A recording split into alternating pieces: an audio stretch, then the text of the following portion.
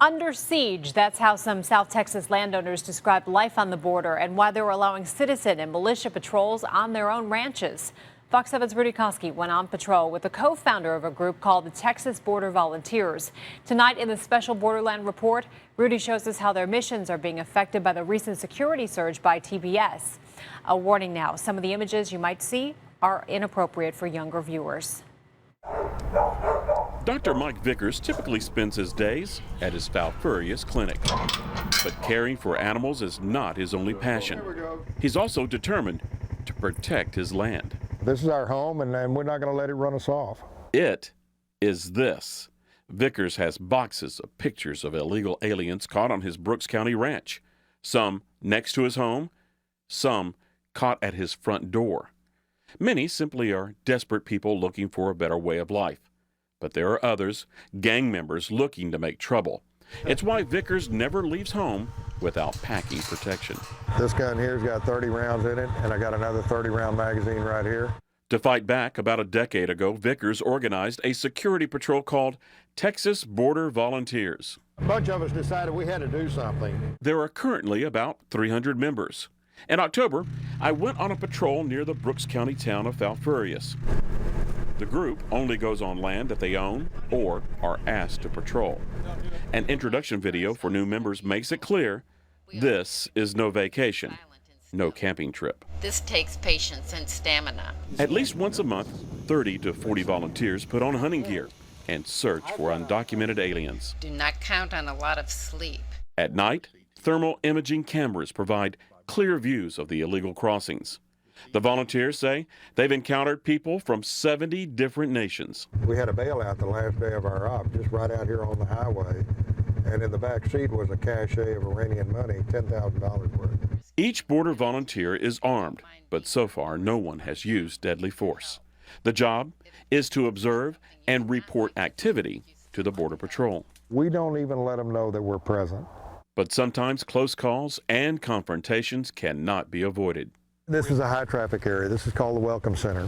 And you can see where they're mashing the fence down, tearing it down, and heading up this pipeline here.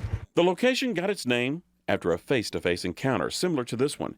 A member walked into a group and greeted them by saying, "Welcome to Texas." Just left their vehicle right here. This video is an example of how illegal immigrants cut through Brooks County ranch land.